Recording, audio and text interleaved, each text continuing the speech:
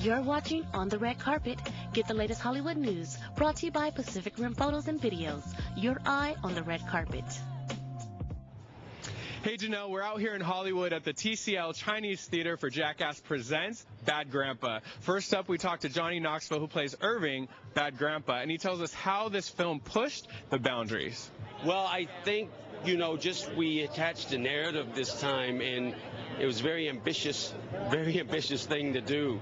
And but ultimately, it really worked out. And Jackson Nickel is amazing as my grandson. And you get all the outrageousness and silliness of the Jackass pranks and stunts, but I think you're really going to be surprised how much you like the relationship between Jackson and I. Of course, not all of the pranks made it in the film, so Johnny tells us what else you can expect from Bad Grandpa.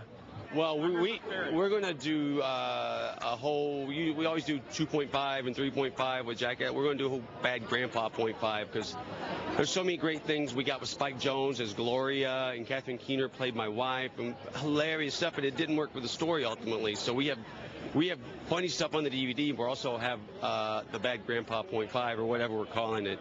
It wasn't only about the actors in the film, but also the celebrity guests. First up is NSYNC's Joey Fatone, who says what he's doing right now after the NSYNC reunion. I'm hosting a show right now. It's on the Live On Network. It's an ABC network. It's called My Family Recipe Rocks. I basically go to people's homes and whatever kind of recipe they have, we break it down and kind of put it up on the website for people to make. So it's whether been handed down from generation to generation or something that they whipped up. It's kind of cool. It's a fun little show that we've been doing. It's our third season right now. It's been great.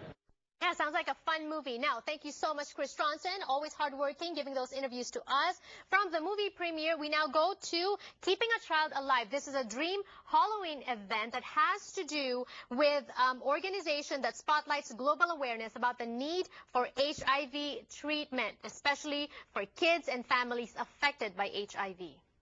Hey everyone, we are here on the red carpet for the 20th annual Dream Halloween event. Yep. It is benefiting what? Keep a Child Alive Foundation, yes. Right? And shout out to Alicia Keys, because this is kind of her thing, and it just supports HIV. Well, not doesn't support it, but it just raises awareness for HIV and kids and families. And we're here to support. And Cole's a werewolf, and Dalton's Fudge from the band Fudge, and I'm Bruno Mars, and this is Chris Johnson.